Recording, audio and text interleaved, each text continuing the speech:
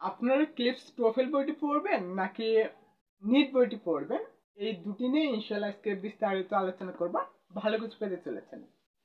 প্রথমে আমরা দেখি যে এই ক্লিপস টোফেল বই সম্পর্কে একটু তথ্য দিয়ে রাখি। সেটা হচ্ছে এই বইটি পুরোটি হচ্ছে ইংরেজিতে লেখা, পুরোটি কি ইংরেজিতে লেখা। সো যারা বাংলাদেশি পাঠকবৃন্দ রয়েছে তারা তো ইংরেজি বোঝে না। মেন সমস্যা প্রথমে হচ্ছে যারা ইংরেজি বোঝে না তাদের জন্য এই বইটি না। তুমি যদি ইংরেজি বুঝতে পারো, ইংরেজি পড়ে বুঝতে পারো, তাহলে এই বইটি তোমার জন্য। তবে তুমি যদি ইংরেজি না পারো সমস্যা নেই, তোমার জন্য পরে আলোচনা করতেছি। তবে দেখো, ক্লিপস টোফেল এই বইটি অনেক ভালো মানের একটি বই, এটা নিঃসন্দেহে এখানে সন্দেহ করার কোনো অবকাশ নেই। এই বইয়ে অনেক তথ্য রয়েছে, অনেক এক্সারসাইজ রয়েছে যেগুলো অনেক সাহায্য করে যে, এবং এই বই থেকে প্রায় হুবহু মানে বিভিন্ন ধরনের প্রতিযোগিতামূলক পরীক্ষায় এই বই থেকে তুলে দেয় কোশ্চেন, এটাও ঠিক রয়েছে।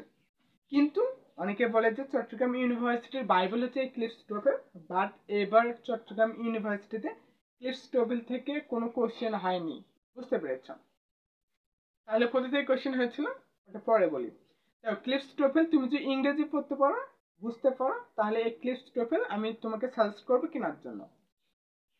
এবং যদি তুমি ইংরেজি বুঝতে না পারো, পড়তে ঠিকভাবে না পারো, তাহলে তোমাকে বলবো আমি নিট বইটি তুমি পড়বা।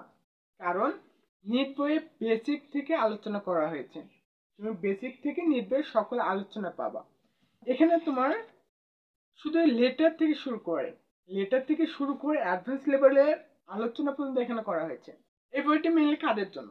অনেকে বলতে পারে যে ভাইয়া এই বইটি কাদের জন্য হতে পারে, নিট বই তো অনেকে হয়তো নাম দেয় না। এটা মেনলি হচ্ছে বেসিক ইংলিশ গ্রামার।